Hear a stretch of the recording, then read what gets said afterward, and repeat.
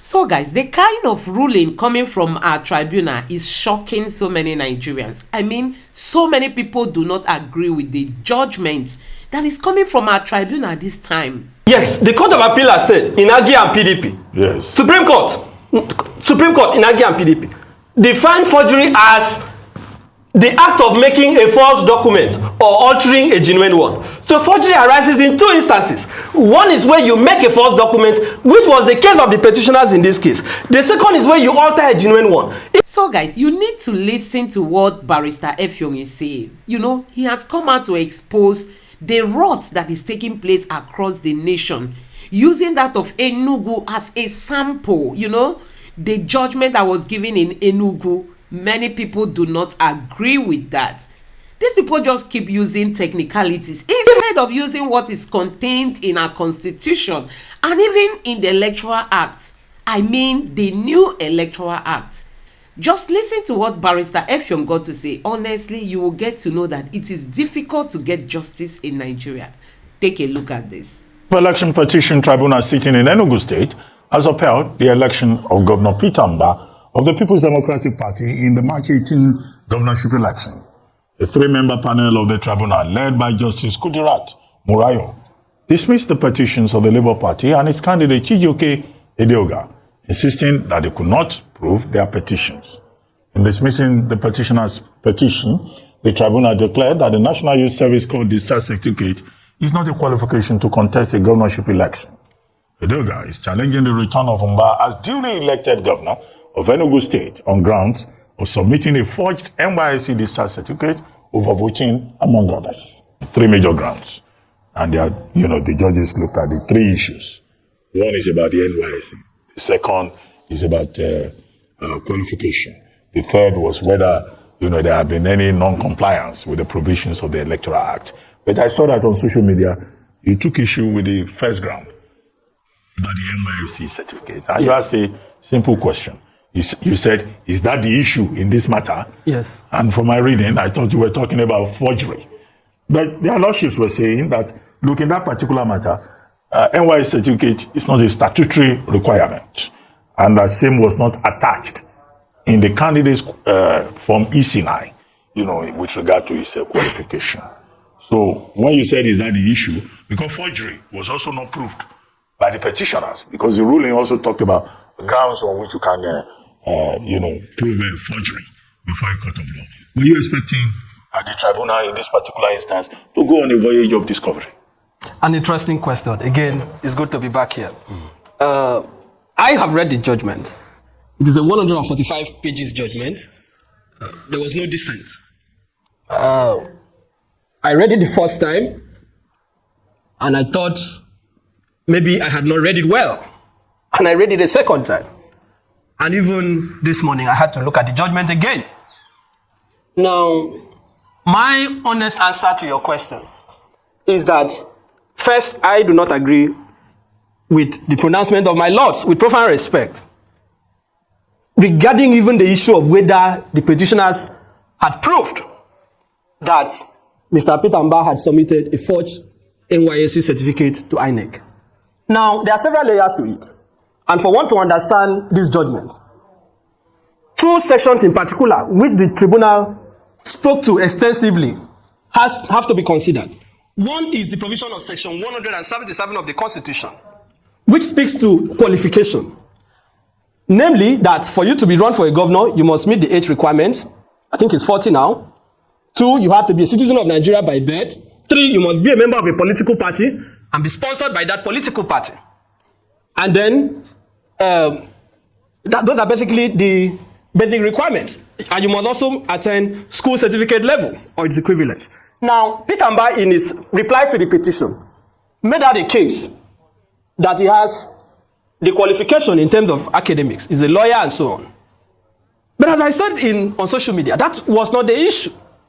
The issue is not whether Peter Obi has 20 PhDs. The issue is not whether he has 100 degrees. The issue is when he put himself forward to run for the position of governor of Enugu State, did he present a forged certificate to INEC? Now, my lords said that because possession of NYSC certificate is not a precondition, it's not a qualifying requirement under Section 177. Whether he had even submitted it or not cannot be the basis to say he's not eligible. But with proper respect to my lord, the requirement of qualification under Section 177 cannot operate to undermine the disqualifying conditions under Section 182, which is that one, you must not be a convict in respect of an offense involving dishonesty or fraud. Two, that you have not presented a forged certificate to INEC, and several other disqualifying requirements. But the one that is material, which was the issue before the tribunal, is 182J. Now, what happened? Peter Mba, in his form EC89, of course, filed these academic qualifications. But note that in that, if you look at that form, you are required to attach certificates in proof of your eligibility. Now, in his own case, he attached his NYSC certificate. He did. The tribunal made that finding, but they went further to say no, that he did not specifically mention NYSC certificate as what qualifies him. The tribunal said, well, because he has other academic qualifications that surpasses school certificate level, therefore he is qualified. But with proper respect, I disagree. Because the Constitution does not say if you present a forged degree, PhD, or whatever academic qualification. It says certificate. And automatically, this is not a new thing. In 2019, in the case of Wabu and Bololo, right? This same issue came before the Court of Appeal, where in that case, it was found that the first respondent had presented 3 certificates. 1, a degree which he claimed he obtained from LASU. 2, a master's degree. 3, an NYSC certificate.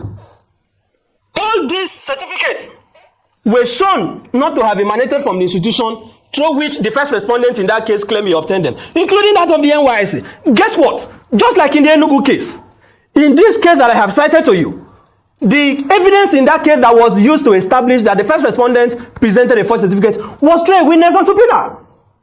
Because the tribunal went ahead to say that even though the director of course certification in NYSC had testified in favor of Chijoke, right, and the Labour Party, that because his statement on oath was not front-loaded, they cannot look at his evidence. I disagree. Because in that case I have cited, it is also the NYSC that came forward to tender letters written to it where they had disclaimed the certificate presented. So when you say that because the director of course certification, his statement on oath was not filed along with the petition, therefore you cannot examine his evidence, you are asking a petitioner to do the impossible. Because as at the time of filing the petition, I mean, what are we talking about? Does the director of NYSC work for the Labour Party? He doesn't work for the Labour Party. They could not have listed him at the time of filing the petition. Before we go further, if you look at that same judgment by the tribunal at pages 49 to 53, it's a matter of NYSC was addressed by the second respondent.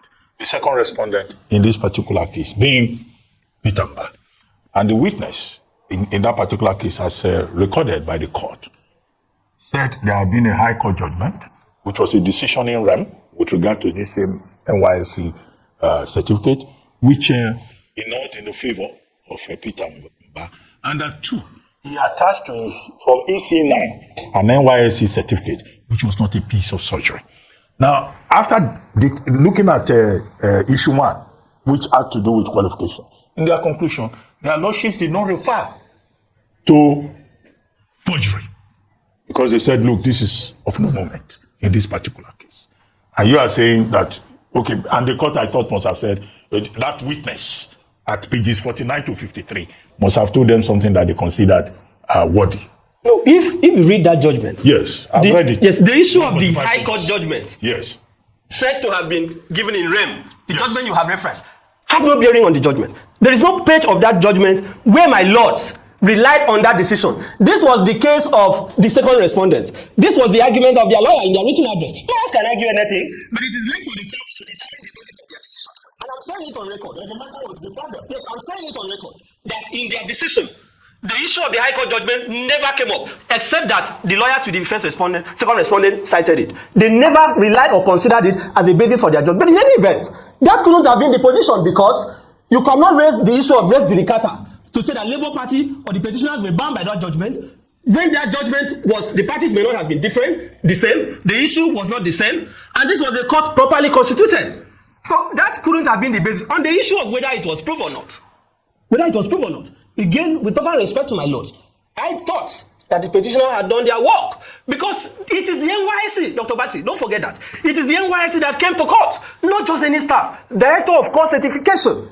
He came to court and gave this evidence based on the subpoena issued by the tribunal itself. So for the tribunal to say that we cannot look at his evidence because at the time of filing the petition, his statement on oath was not filed along. Dr. Batty, it is not possible. Hence the question. It is simply impossible. Yes. And I have cited a division of the courts where the courts have, in fact, in one of the cases, the court said it to be preposterous to demand a petitioner at the time of filing the petition to front load witnesses. And they rely on the Peter Obi's case.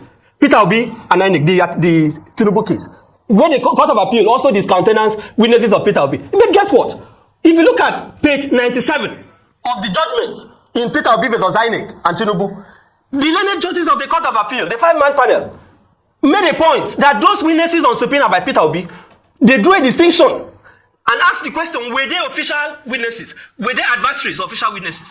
If these are official witnesses and or witnesses that are adversarial to you, how do you expect me when I'm filing my petition to go to NYSC and say, come and be a witness to me without an order of court? The Court of Appeal in Peter Obi's case made that point. The question is in Peter Mba's case and Chijoke's case. Was the Director of Court Certification an official witness? The answer is yes. Because if you are saying that at the time of filing the petition, that the director who came to certify for Labour Party in that case should be on the order of the tribunal, that the evidence should have been downloaded, you are asking the petitioner to do the impossible. Well, all of these issues will be part of the appeal. And then, Dr. Batty, that is not even the end of the matter. That is not even the end of the matter. He was not the only one whose evidence was discountenanced. The petitioner actually called 5 witnesses in proof of the issue of NYSC. And the courts have held. And the other aspect is that they said he did not prove it because the original certificate was not tendered. That for you to prove forgery, you must tender the original certificate. With proper respect, Dr. Batty, I don't understand that. If I step out of this studio, let's even use common sense, and say, I am Dr. Rubin Abati. This is my certificate bearing that name. I work with Arise. In the age of artificial intelligence, there are 2 ways. Anybody can claim anything. Yes, the Court of Appeal has said, Inagi and PDP. Yes. Supreme Court, Inagi and PDP. Define forgery as the act of making a false document or altering a genuine one. So forgery arises in 2 instances. One is where you make a false document, which was the case of the petitioners in this case. The second is where you alter a genuine one. If people keep wondering, even Mr. Peter Obi that has gone to the Supreme Court, Nigerians are wondering, will he be able to get justice? It is very, very difficult because, you know, the powers that be, I mean our politicians, they've taken hold of our judicial system, just using it for their own benefits and not for the benefits of an ordinary man. That is where we are as a country. Let me know what you think about this in the comment section below. Please don't forget to subscribe and turn on the notification bell. Thank you.